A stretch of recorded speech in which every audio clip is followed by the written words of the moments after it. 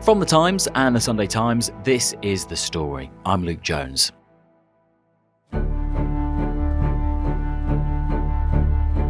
A couple of months ago, on an otherwise quiet morning in the office, an IT support worker arrives, makes a coffee, turns on her computer, and it goes blank. A message on her screen says, "You've been hacked." How long would it take an advanced hacker to break into the most complex, most powerful AI models that we've built? 30 minutes, as it happens. Who do you call when your company or organisation has been hacked by criminals? If it's a bank robbery, the police arrive, there might be a negotiator armed with a big megaphone. But if the perpetrator is lurking deep in the cables and servers of an enormous system and they're holding your data hostage, what do you do? The story today, the hostage negotiators of the digital age.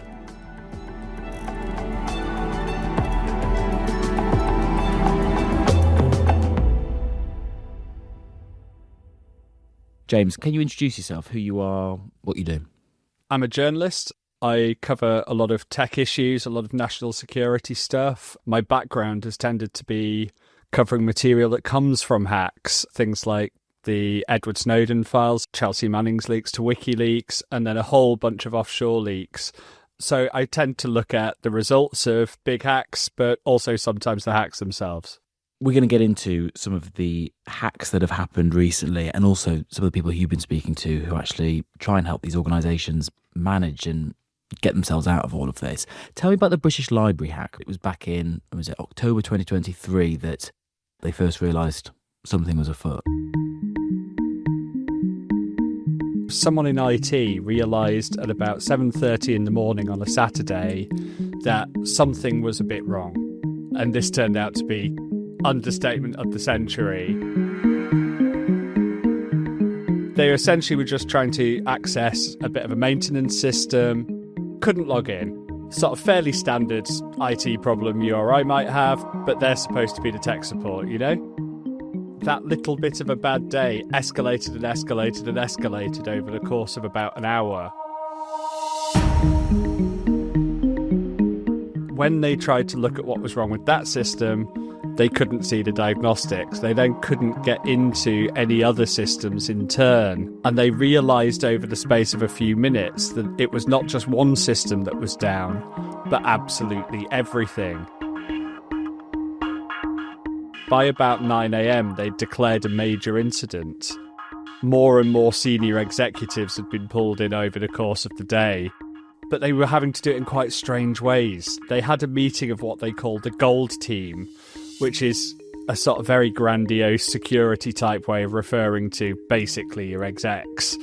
They had a meeting of them by about sort of 10 a.m, but they'd had to convene it by a WhatsApp group because all of their official messaging channels were down. And it was because hackers had got in, as they discovered, in fact, over the next week or so.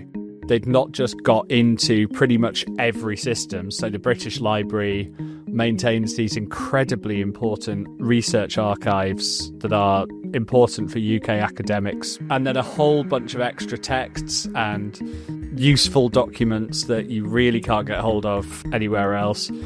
But their HR system was got, their payroll was got, their ticketing system. So if you wanted to go in and see an exhibition, that ticket system was got. So absolutely everything that they used to deal with the world was gone.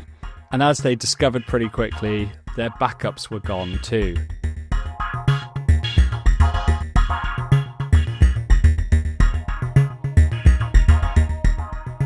And so the hackers wanted to do what? I mean, what do they want in return for access to these systems back again? This turned out to be what we call a double extortion attack. Essentially, it's that you're being blackmailed for a ransom in two different ways at once. So the first thing they've done is lock up all of your computers and encrypted the files that are on them so you can't access them. And so instead of your sort of normal login screen, you see a screen by the hackers saying, "We've locked this up. If you ever want to access it again, scan this QR code, get in touch with us, or else we'll delete everything in 7 days." They don't use QR codes. They use QR codes. They've got customer service desks. They're like really efficient. Yeah, wow. They even have sort of reputations for which ones give good service or not. They do everything they can. They want your money. Yeah. So they try and make it really easy to guide you onto an encrypted chat platform to talk to them and to deal with them. But that's the first thing. So they've locked up your system and they say, unless you do something by this ticking clock, you'll never get it back. The other thing they do, in the British Library attack, they downloaded about 600 gigabytes of data, and they'd got basically all of the HR records, but they also just did a little search of all of the systems and found anything with the word private or the word confidential or sensitive in, downloaded that. They said, also, if you don't pay us this extra sum of money, we'll put all of this information up onto the darknet, or we'll sell it within, again, another ticking clock deadline. So there are two different ransoms at stake. One of them is to get back access to your own systems. One of them is, we'll publish all of the data you were supposed to be looking after. And how much did they want? I mean, what was the size of the money asked for? So they wanted 20 Bitcoin, which today is worth about 1.2 million. At the time, it was about 600,000. So it's a hefty sum of money, but they try and make it fairly achievable. They try and make it the easier of the two options. And also, it's a starting bid. You can often negotiate. That figure can come down.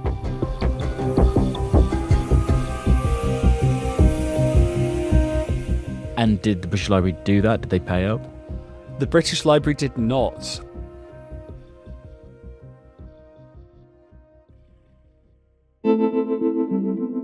And maybe they're regretting that. It's cost them 7 million so far just to try and rebuild their IT systems, to sort of handle the emergency support, to investigate it. £7 million was nearly half of its reserves. But because it's a public institution, because it's a public body, they felt that they couldn't, in good conscience, pay the ransom and reward hackers, incentivize hackers to attack more libraries or attack more institutions like them.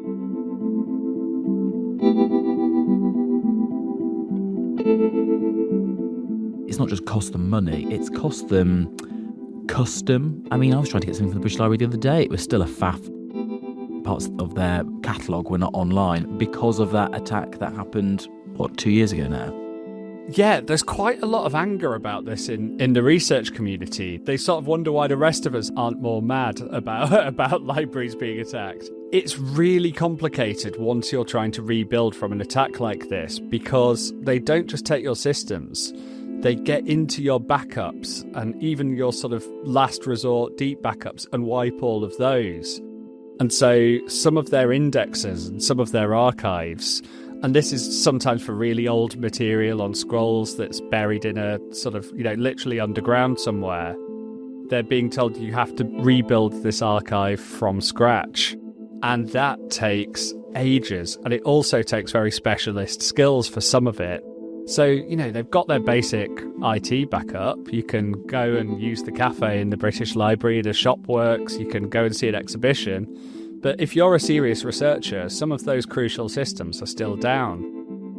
We always laugh when we hear about hospitals or GP practices which are still running off paper records, and you think maybe they've got the right idea. There's this sort of folk story, I don't know if it's still true, but it was still true about 5 years ago, that the nuclear submarines still have floppy disk drives and still run Windows XP, which was the newest version of Windows in about 1994, I think it was, maybe 1998. Let's go with 98. But who's got a floppy disk? Who's got Windows XP? How are you going to attack that? Maybe, actually, our terrible, outdated IT is one of our best security guarantees. Might be our salvation.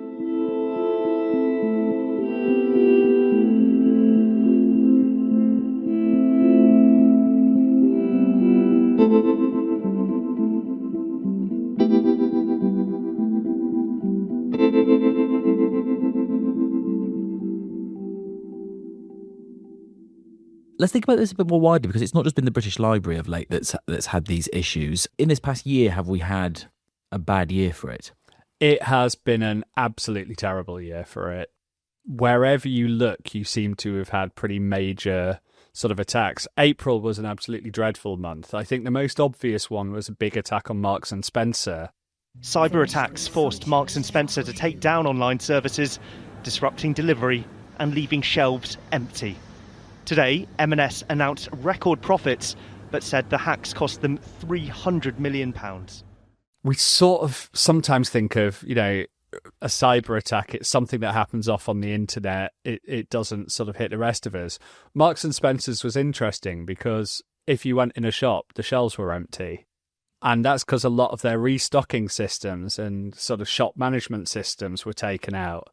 Their online shop was offline for months, which if you relied on them for online grocery deliveries, which, my mum once a month would get an M&S delivery. That was her little treat, the posh supermarket.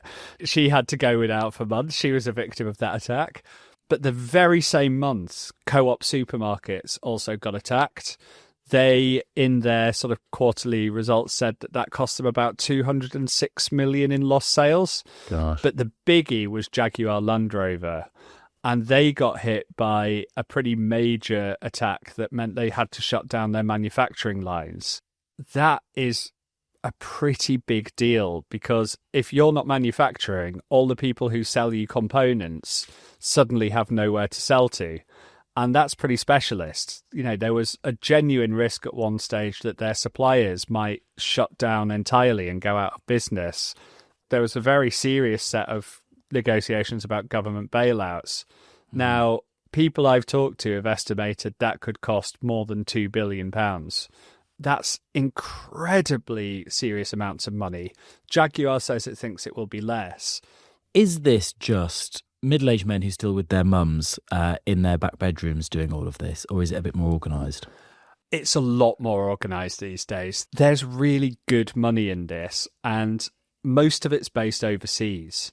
You get criminal gangs sitting in Russia or sitting in, various other countries around the world. There's a few hubs in East Asia. Sometimes some of this comes out of places like Nigeria, where you've got quite a lot of tech workers and quite a lot of tech skills.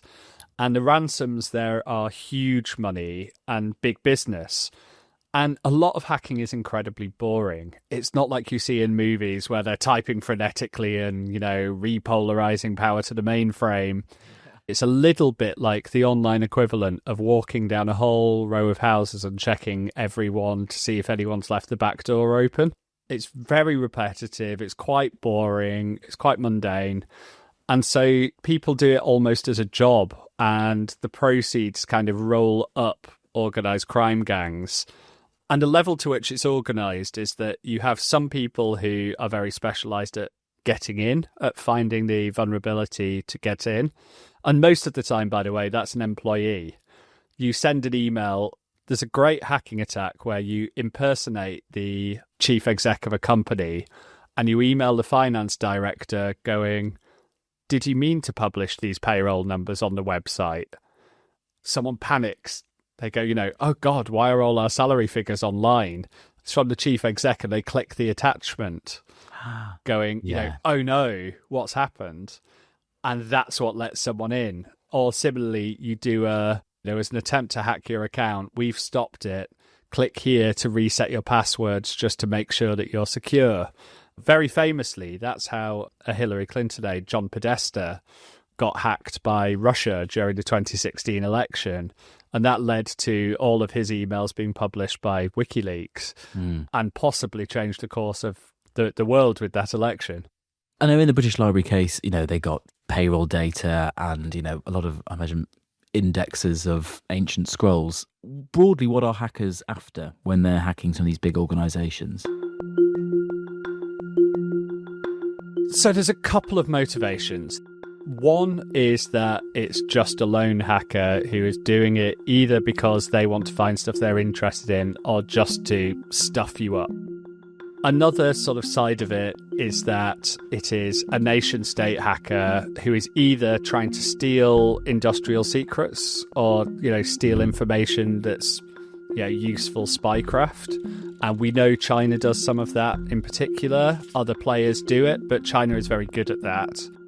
Or they're trying to make it so that they could damage infrastructure, disrupt you if you were trying to act against them. So people try and hack power grids or critical infrastructure just in case, so that they could use it in the future.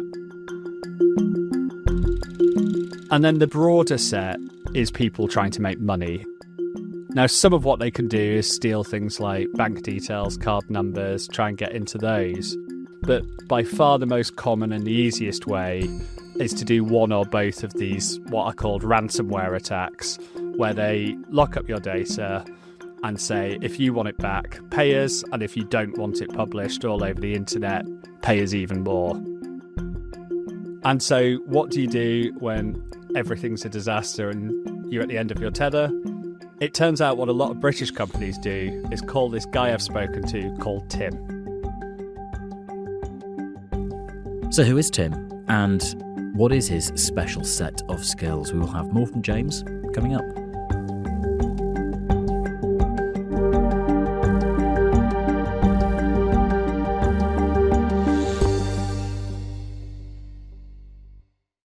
James, we're talking about hacking. You've been doing a lot of digging around what's happened to some big organisations and who they call when the S hits the fan.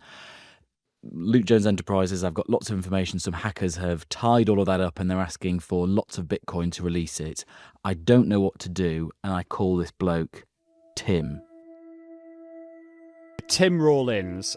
He had a pretty long and very serious career in government. Counter-terrorism and counter-intelligence operations, which is the British sort of way of saying spy without saying spy. He's then done all sorts of quite interesting things. He was the operations director for the O2 Arena. He was chief security officer for Credit Suisse. But he's now at this company called NCC Group, which probably no one's ever heard of. But it's one of about 8 companies that are essentially officially licensed or sanctioned by the government to handle even the most serious sort of hacking attacks. You pretty much know you're having a bad day if you find that he's on the other end of your call.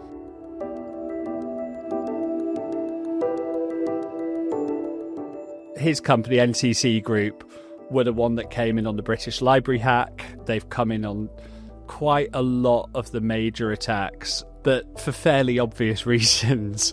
When I was talking to Tim, everything's answered in quite general terms. He doesn't want to talk about any individual one. Turns out these are quite sensitive incidents, yes. You know. So when I talk about Tim, he isn't specifically talking about the British Library.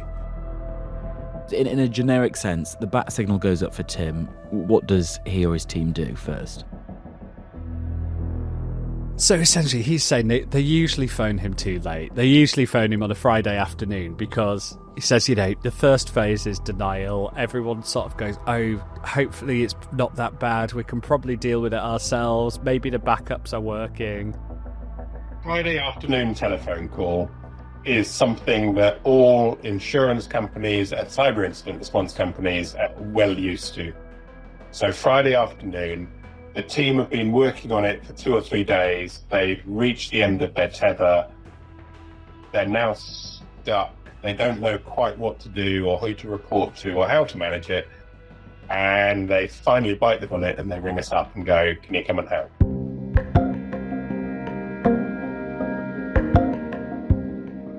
But the first thing they try and do is see how bad it is. How did they get in? How wide is it? Is it possible that it isn't as bad as it looks? And also, is it possible that the hackers are still in the system? He says he's had incidents where they're pretty sure, someone senior in the company is telling him, well, we found how they got in, we found it's a bit limited, they're having a call on something like Microsoft Teams. And he says, and the hackers are on that Teams call. There have been cases where they've been on the bridge call with organisations or on the Teams chat, watching what's happening, going on inside. They're sort of sitting there with their camera off, hearing all of this information. Nothing from me. Yeah, exactly. And he says, obviously in those incidents, part of it is to try and go, well, maybe it's not as handled as you want. And so the first thing they're doing is finding out, what have they got hold of? How well have they done it? Is it possible that they can just decrypt it themselves? Can they work around it? Is there a backup that works somewhere? Are there some systems they can get online straight away to minimise the disruption? And so part of it is just calming everyone down, trying to work out a plan of action. And a lot of it is digging around and seeing how bad it is. And did Tim seem like a calming presence? Would you think, yeah, I'd like this man in a crisis, please? He's so reassuring. Like, honestly, great bedside manner. I swear, half of it is just like this guy who can say, oh yeah, I've been there, I've done, don't worry, this was worse. Yeah. He's got a very nice manner, very chill, very reassuring. You would quite like this guy if you were panicked. I think he could calm you down quite nicely. But he isn't the one who would then actually get on the phone, or whatever the equivalent is, to the hackers and do the negotiating. Who's that? Tim doesn't do that bit. And he definitely doesn't want anyone from the company that's been hacked doing it. You don't want an amateur sort of negotiating. And so basically it turns out you can hire these specialist sort of hostage negotiators who will negotiate the ransom with these hacking groups. And there's pretty much only 2 companies in the world that do this. It's this incredibly specialist skill. And I managed to get hold of one of these.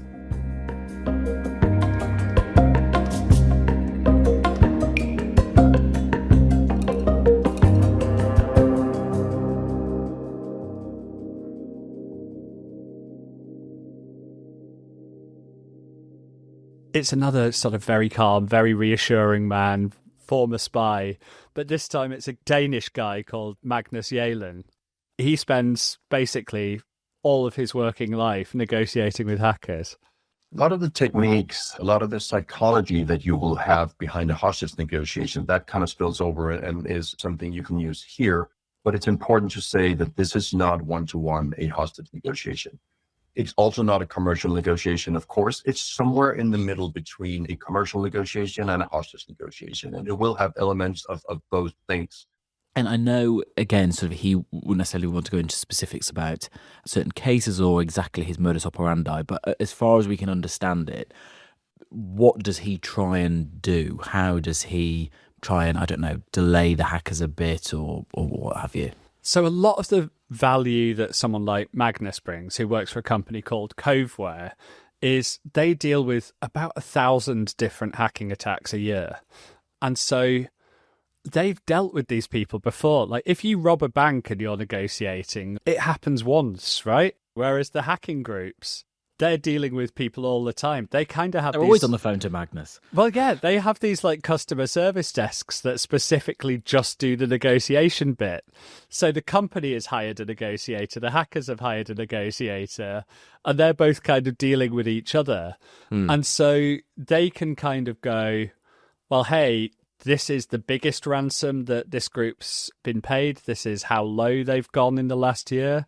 This is how well it tends to work when you pay the ransom. This is how much data you get back. But what Magnus does is he will pose, and all the negotiators, they will generally, not always, but usually pose as like one of the senior IT guys in the victim company.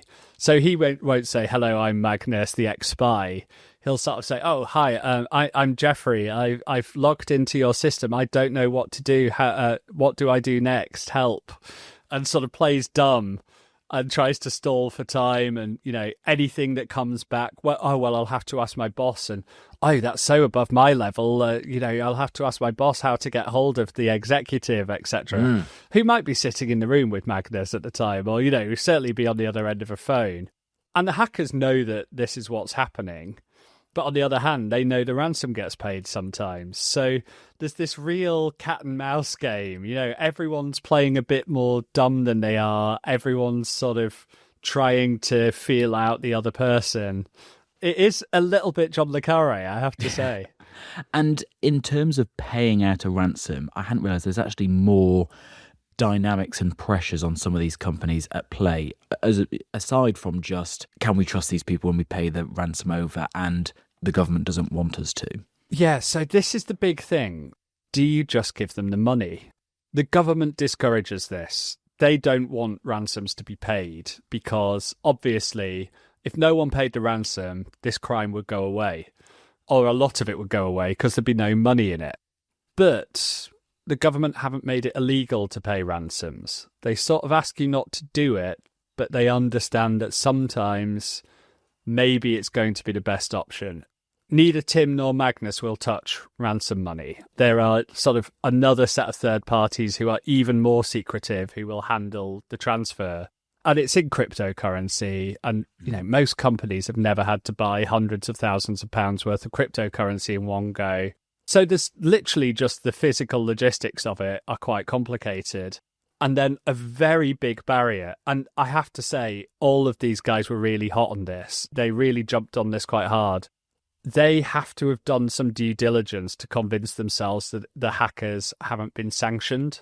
So to make sure it's not like Hezbollah or someone who's actually doing this. Exactly. And there is a possibility it's Hezbollah. If it is North Korea and you've got a reason to believe it's North Korea, you cannot pay the ransom.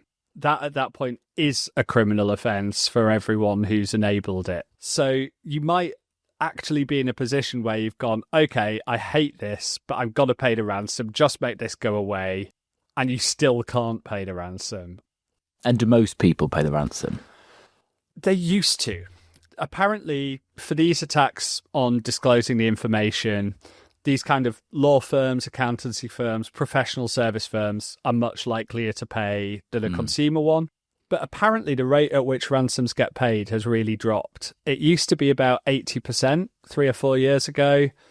Coveware, Magnus's company, says it's dropped to about 1 in 4 of the ones that they deal with. We've never seen the number be this low before. There's a number of reasons for it. I would say the overall reason, companies are getting better at understanding that this is something that they have to prepare for. They have to ensure that they are resilient so they have access to their data where they need it and when they need it. We're seeing more companies prepare on the technical side. We're also seeing more leadership teams prepare for the crisis management part of it. So they understand if this happens, what is the process we'll be going through? What is the traps that we don't want to fall into? And who do we need to bring in to help us navigate this? Hopefully, in theory, your expected payoff gets lower because you're getting paid out less. There's 2 ways that could go. Hackers could start attacking a lot more companies to make the same money, or they could eventually start looking to different types of crime, different types of attack, because this one isn't as lucrative as it used to be. And we're not sure which way that's going to go yet. You say it's a problem for chief executives and boards. Is it not also a problem for world leaders and defence ministers? It should be. It still feels a bit weird to me that the solution to getting mugged isn't that we all hire a private security guard who walks us to the tube and back. We trust the police to keep us safe on the streets. It seems quite weird to me that we're sort of relying on people like Tim and people like Magnus for our safety on the internet, that these companies have to outsource it to basically private security. That seems odd. I'm sure that the government is trying to move it up the priority list, but there was quite famously an advert for head of online security at the Treasury, and it paid something like £70,000 a year. This probably sounds like quite nice money to a few people listening, but for a job like that, for the security of the key financial systems of the government, it's nothing. And so I think there's still a bit of a concern that politicians don't like computers, no one goes into Westminster because they love IT, and maybe this isn't quite as high up the list as it should be. Could this be a feature of war? Not just faffing with various companies and consumers, but this could be a way of weakening an enemy? This absolutely is a feature of war, and it should be said on all sides. There's several quite good reports, some of them semi-declassified, on what we would expect China to do to the US and to us if they were to attack Taiwan. they'd be looking to delay the response to try and take as much of Taiwan as possible before we could react. So if they could take out our grid, take out the internet, sort of stop us coordinating, even for 24 or 48 hours, and just buy themselves time.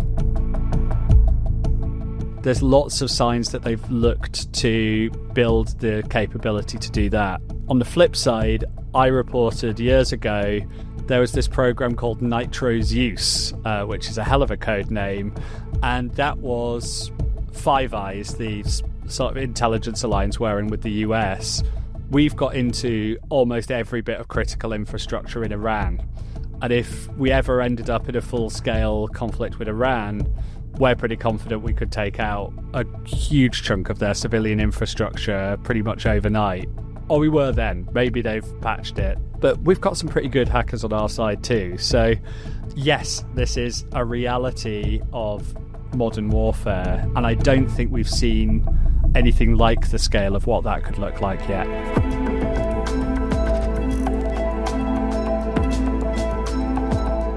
That was journalist and Times writer James Ball. You can read his piece, Your Company Has Been Hacked, The Clock is Ticking, This Is Who to Call, in this week's Sunday Times magazine. That's it from us. The producer and sound designer today was Dave Creasey, the executive producer was Kate Ford, and theme composition was by Malasetto. I'm Luke Jones. See you soon.